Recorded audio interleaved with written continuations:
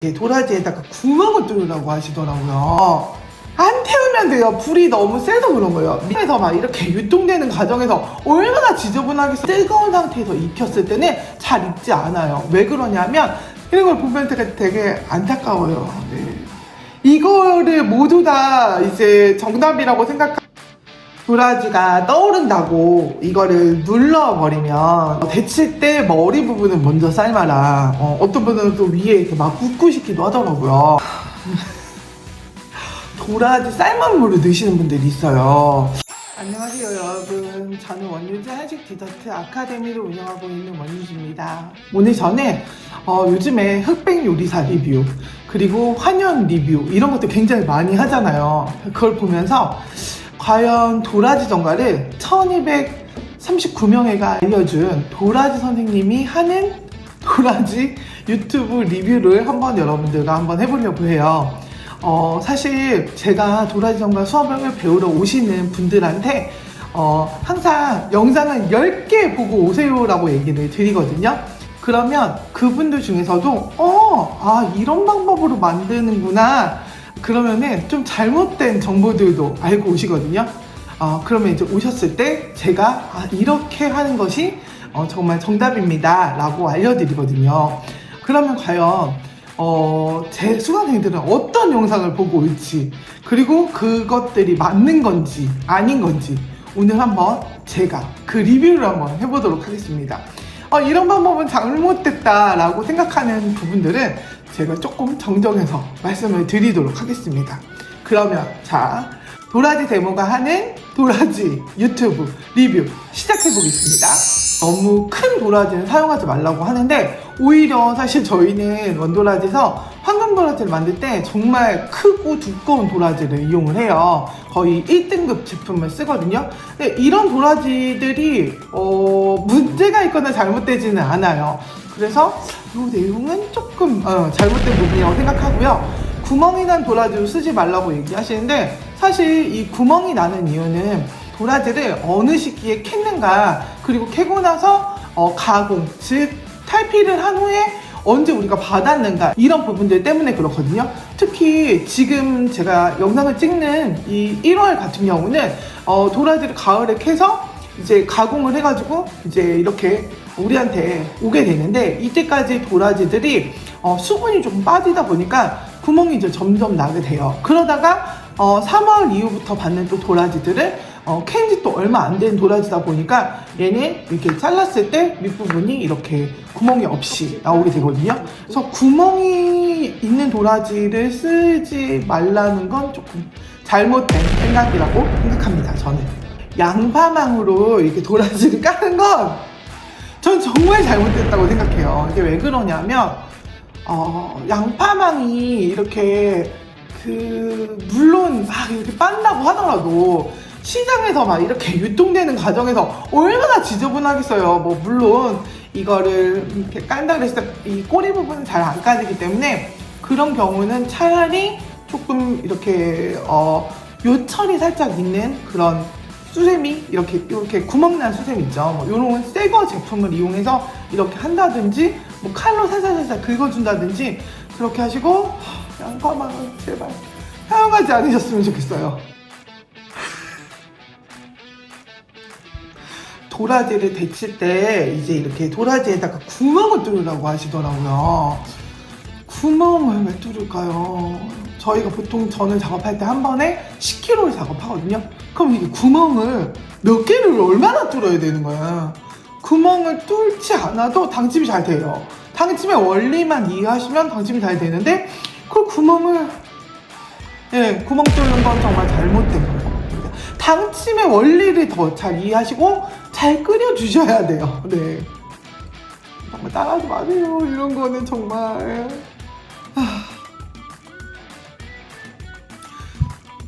도라지를 뜨거운 물에 데치라 그래요. 자, 여러분들 우리가 데친다라고 하면 가장 먼저 떠오르는 게 바로 시금치를 데치다예요. 왜냐면 시금치는 어떻게 데치냐면 얇은 엽채주다 보니까 뜨거운 물에서 짧게 익고 빼죠. 그런데 도라지는 이렇게 옆에 여기 보시면 단면에 나이테가 있을 정도로 이 도라지의 안쪽 부분은 되게 심이 곱고 굳어요. 그러면 안쪽까지 뜨거운 상태에서 익혔을 때는 잘 익지 않아요. 왜 그러냐면 뜨거운 온도는 바깥쪽을 익혀주고요. 조금 낮은 온도는 안쪽을 익혀주거든요. 그러면 뜨거운 상태에서 얘를 넣었다가 뭐 1분 해라, 뭐 몇 초 해라 이렇게 하면 겉만 익고 안쪽은 안 익게 돼요. 그렇기 때문에 차라리 처음부터 도라지를 넣고 서서히 온도를 올리면서 데쳐주시는 게 훨씬 좋습니다. 끔찍하네요, 아주. 도라지가 떠오른다고 이거를 눌러버리면 이제 타공펜 같은 걸로 누르시는 경우가 되게 많아요. 그러시면 윗줄이 로스가 생겨요. 얘가 무겁다 보니까 나중에 물러진 도라지들이 로스가 생기죠. 그냥 안 하셔도 잘 돼요. 굳이 이렇게 누르지 않으셔도 돼요. 그리고 바닥에다가 띄우지 않으셔도 돼요. 안 태우면 돼요. 불이 너무 세서 그런 거예요. 밑에가 탄다는 얘기는 너무 세서 그렇다는 얘기거든요. 즉 불 조절이 조금 잘못됐다는 얘기예요. 이런 걸 보면 되게 안타까워요. 네. 이거를 모두 다 이제 정답이라고 생각하실 것 같아서 재밌네요, 리뷰.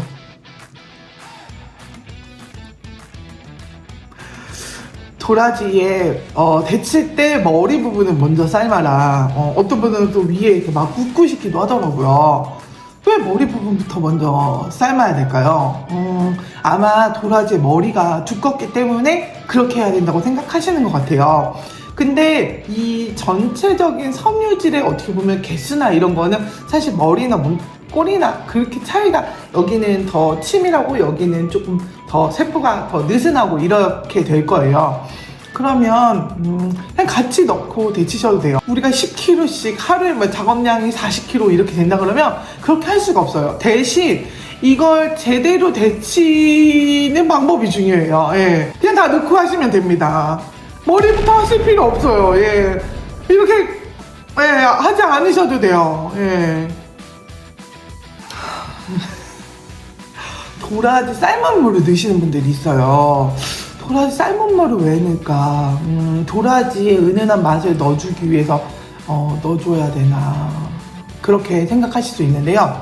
도라지를 데치는 이유는 첫 번째는 도라지의 아린 맛을 빼주기 위해서 데치거든요. 두 번째 이유는 숨통택이라고 해서 도라지의 이제 이 조직을 더 벌려서 이제 당이 다 들어갈 수 있는 환경을 만들어주는 거예요. 그러면 아까 앞서 첫 번째 이유가 도라지 쓴맛을 빼주는 거였잖아요. 그런데 그걸 다시 넣는다. 그게 의미가 없죠. 그리고 우리가 닭볶음탕 할 때 닭을 데친 그 물을 쓰지 않잖아요. 만약에 이게 중국산이라면 그 데친 물은 저는 버려야 된다고 생각해요. 이거는 굉장히 잘못된 방법입니다. 여러분들 따라하시면 안 돼요, 정말. 중간중간 국물을 끼얹어 주는 행동은 저는 절대 하지 말라 그래요. 이거 언제 막 여러 솥 하고 있을 때 이거 언제 끼얹고 있을 거예요? 놔두셔도 당침이 잘 돼요. 원리만 아시면. 예. 굳이 끓고 있는데 얘를 막 끼얹어 줄 필요는 전혀 없습니다. 예. 이러니까 사실 이런 영상들을 보면서 도라지 전과 만드는 방법 너무 어렵구나 라고 생각하시는 것 같아요. 너무 안타까워요, 정말. 건조기가 없는 분들은 자연건조로 말리면 안 돼요. 예. 건조기 사서 말리셔야 돼요. 이게 건조기는 사실 빠르게 도라지 전과를 말리는 그런 수단이 될 수도 있지만 위생적으로 말리는 방법이거든요. 사실 3일 동안 여기에 식품이 더군다나 끈적끈적한 도라지가 이렇게 계속 있다고 생각해보세요. 이 모든 먼지를 다 먹게 되잖아요. 정말 잘못된 방법이에요. 그래서 꼭 건조기를 이용해 주셔야 됩니다. 콩가루를 묻혀서 보관하는 건 절대 하지 말라 그러거든요. 우리가 또 그냥 뭐 집에서 드시는 분들은 내가 먹으니까 상관이 없지만 도라지 전과를 이제 만들어서 이걸 판매하시려고 하는 분들이 있어요. 그러면 판매를 콩가루 묻혀서 판매를 했다. 근데 고객들이 바로 도라지 전과를 안 먹을 수 있거든요. 그럼 이걸 갖다가 이제 보관을 해놨다가 그 다음에 먹게 된단 말이에요. 그러면 냉동실에서 습을 먹어요. 그러면은 이 콩가루 있는 부분이 얼룩덜룩하게 돼요. 같이 묻혀서 판매하는 게 아니라 따로 주셔야 돼요. 네. 그래야 됩니다. 네. 도라전가를 뭐 판매하시는 분도 있고 그냥 취미로 만들어 보시는 분도 있을 수 있는데, 일단 취미로 만들어 보시는 분들은 뭐 내가 먹을 건 상관없지만 일단 많으시게 되면 그래도 아까보다는 이렇게 오염물질이 덜 들어가겠죠. 그런데 이제 겨울이다 그러면 물론 베란다에 햇빛이 잘 들어, 그럼 또 잘 마를 수 있기는 해요. 근데 여름에 정말 안 말라요. 이런 방법으로는 판매를 1년 내내 하실 수가 없어요. 이분도 판매하신 분이 이렇게 만들었다고 하면 도대체 과연 얼마를 만드실 수 있는지 좀 의문이 되기도 합니다. 네. 이제 국산 도라지 내두 부분을 잘라주라고 하는데 이렇게 앞에 튀어나온 부분이에요. 요거는 정말 맞아요. 이건 꼭 잘라주셔야 되는 부분이에요. 손질도 잘해주셨네요. 예. 4시간 이상 담가서 쓴맛을 빼라 그러는데 4시간 같은 경우는 저는 개인적으로 2시간 정도를 담가 놓으라고 말씀드리거든요. 그 이유는 4시간 정도까지 담그면 여름에는 너무 불어버려요, 도라지가. 겨울에는 상관이 없지만 그렇기 때문에 4시간 말고 2시간 정도만 담가 놓으시는 걸 권해드립니다. 참 이렇게 뭘 잘 많이 뚫르네요. 예. 뚫르지 마. 그냥 하셔도 돼요. 이게 유튜브에서 알려주는 방법들이 본인들의 이제 비법과 노하우를 알려주시는 거잖아요. 근데 굉장히 적은 양을 이제 만들어요. 근데 사실 이 방법들로 대량 생산을 했을 때 레시피도 달라지고 시간도 달라지거든요. 그렇기 때문에 판매용은 사실은 맞지 않습니다. 이런 내용들이. 예. 적은 양을 끓일 때와 많은 양을 끓일 때 시간 차이가 많이 나요. 예, 그렇기 때문에 정말 모든 게 방법이 같지는 않습니다. 네. 저는 개인적으로 도라지전과에 맞는 그런 당은 전 조청이라고 생각을 하거든요. 이 도라지의 은은한 쌉쌀하면서 은은한 이 단맛에 더해졌을 때 가장 맛있는 건 조청이라고 생각을 해요. 그래서 항울엿을 쓰지는 않아요. 정말 이놈의 도라지 삶은물은 정말 엄청 좋아하시네. 왜 냈는지 정말 이해를 할 수가 없어. 왜 넣어야 되는 거지? 콩가루도 제발 묻혀서 팔지 마세요. 물론 한입전과는 이제 콩가루를 묻혀서 팔죠. 왜 그러냐면 콩가루를 묻혀야지 또 뭐 아이들이 또 맛있게 먹고 맛이 있으니까 그럴 수 있는데, 이게 한입전과 같은 경우는 얘를 갖다가 이렇게 흔들어서 먹을 수가 있어요. 그런데 OPP에 담은 도라지전과는 나중에 굉장히 눅져요. 이거는 냉동실에 보관하셨던 분들은 누구나 다 아실 거예요. 도라지전과를 끓이면서 아래쪽과 위쪽을 뒤집으라고 하시는 경우도 있네요. 근데 제가 생각할 때는 도라지전과를 위아래 뒤집어 본 적이 있겠죠, 저도. 근데 오히려 로스가 되게 많이 생기고 그렇게 뭐 위아래를 뒤집는다고 더 당침이 잘 되지는 않습니다. 그냥 당침의 원리를 이해하고 잘 끓이시면 돼요. 예. 잘 끓이시면 돼요. 예. 뒤집지 마세요. 절대. 예. 다 해봤어요, 제가. 어떻게 하면 더 잘할 수 있을까? 정말 다 해봤거든요. 자, 오늘 저와 함께 도라지전과 유튜브 영상 리뷰를 한번 해봤습니다. 물론 제대로 잘 만들어진 영상도 있고, 그 다음에 또 이 방법은 이렇게 하시면 안 되는데 라고 하는 아찔한 그런 방법들도 있었어요. 가장 중요한 건 사실 여러분들의 노하우들을 얼마나 이 영상에 담아내려고 노력하셨겠습니까? 근데 중요한 건 뭐냐면 도라지전과의 가장 기본은 저는 원리라고 생각해요. 당침의 원리, 그 다음에 데칠 때 원리, 그 다음에 건조할 때 원리, 이 원리들을 잘 기억을 하고 그거에 맞춰서 도라지전과를 만들어 주셔야 되거든요.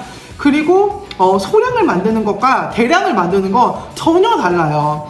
그래서 만약에 내가 그냥 나는 집에서 조금씩 만들어서 우리 가족들이 먹는 거다라고 한다 그러시면 영상을 보시고 뭐 여러 가지 내 입맛에 맞는 레시피를 찾아서 만들어 보시는 걸 권해드리고요.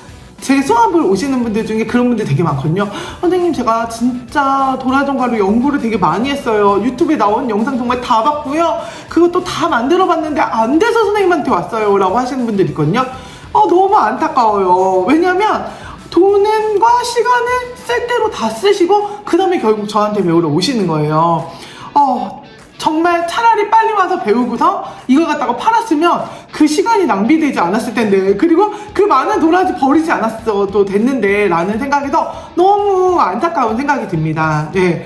제 수업은 도라지 전과를 만드는 방법을 알려드리는 수업이지만 가장 중요한 원리를 이해하고 그 다음에 키로수에 맞는 배합에 따른 레시피를 알려드리고, 그리고 그걸 만들어서 판매하시는 방법, 물론 제가 마케팅까지 다 알려드리는 건 아니지만 어떻게 고객에게 설명해야 되는지, 가격은 어떻게 형성이 되는지, 선물 세트 구성은 어떻게 되는지, 금액은 어떻게 되는지, 거래처는 어떻게 되는지, 이런 디테일한 내용들까지도 담고 있어요. 그리고 가장 중요한 건 배우는 게 다가 아닙니다. 배우고 난 다음에 이걸 갖다가 어떻게 해야 되냐면 실습을 해봐야 되죠. 물론 저희 공방에 오셔서 한번 첫 번째 1차는 끓이고 가는데, 1차를 끓이고 간 다음에 나머지 차수들은 이제 계속 그 1차 끓였던 것에 반복적으로 끓이셔야 돼요. 그렇다면 이거를 끓이고 난 다음에 피드백을 받으셔야 되거든요. 그래서 이 피드백 받는 과정, 그리고 그렇게 해도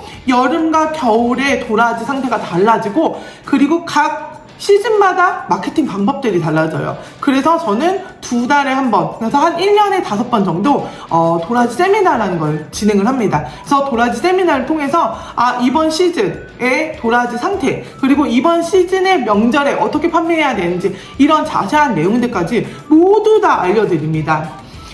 전국에서 1239명이 제 수업을 찾아주셨어요. 그 이유는 정말 이런 모든 것들을 담아서 알려드리기 때문이라고 생각합니다.